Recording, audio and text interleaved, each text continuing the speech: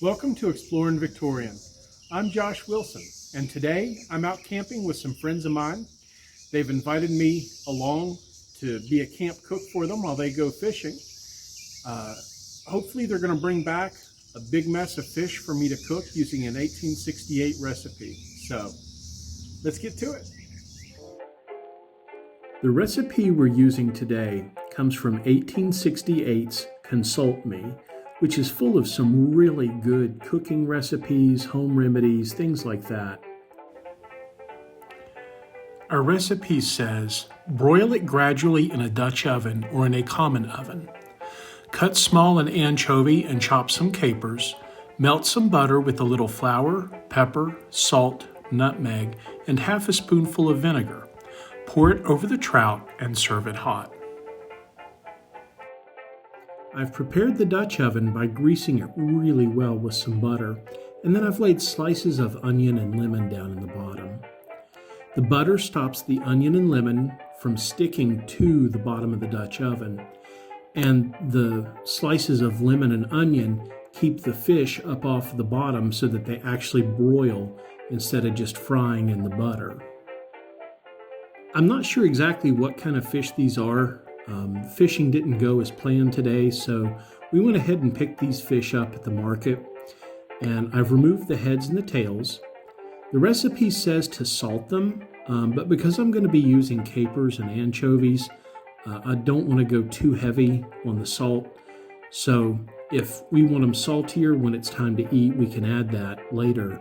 But all I'm doing now is just going to pepper them on the inside, rub that around, and then lay these in the oven to broil.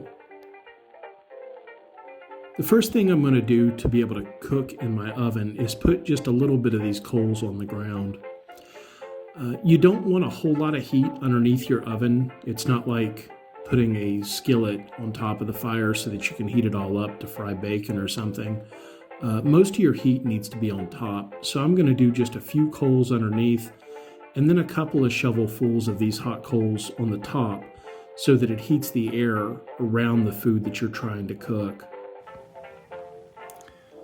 While my fish were cooking, I went ahead and got started on the sauce. In my saucepan, I put 2 tablespoonfuls of butter, and I just set that down on the coals to heat up.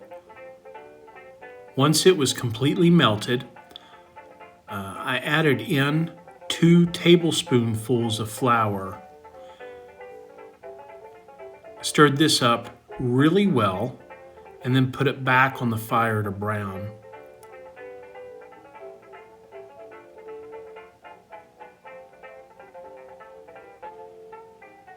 Because it's setting directly on the fire, it's really hot. So I take it on and off of the fire and stir it frequently just to make sure that it doesn't burn. Since the recipe didn't really give proportions, I kind of winged the rest of this. I had 6 fish going in 2 different ovens.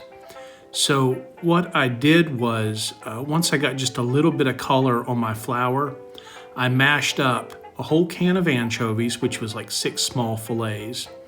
I added in an equal number of capers, about half a teaspoon of nutmeg, half a teaspoon of black pepper, and I sort of mashed that all up together in my bowl. I just stirred that into my flour and butter mixture and mixed it up real good, and then put it on the fire and let it start to soften up. And I took it on and off of the fire frequently, stirred it frequently so that nothing overcooked.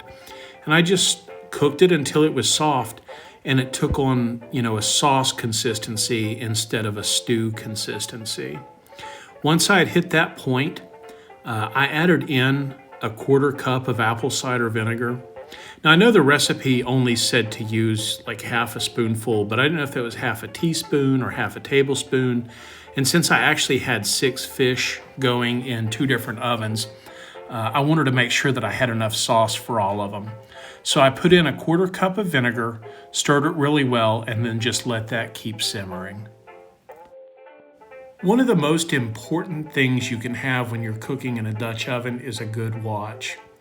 Every 5 minutes, I hold my hands 2 or 3 inches above those coals And if I can hold my hand there for longer than 3 seconds, I need to add coals. So as long as the heat is good, I rotate the lid 180 one direction, and then I lift the Dutch oven and rotate it 180 the other direction. And this keeps the heat in even spaces around the Dutch oven, so one side doesn't get too hot or the other side doesn't get too cool. So I cooked our fish for 15 minutes, rotating it every 5, checking the heat every 5, and it wasn't quite done. So I put it in for 10 more minutes. These fish have cooked a total of 25 minutes, and they were just absolutely perfect. The meat is good and flaky. It's soft, but the fish didn't cook down to mush. I can lift those out whole to put onto a plate. And when it came time to eat, the bones just peeled out of these beautifully.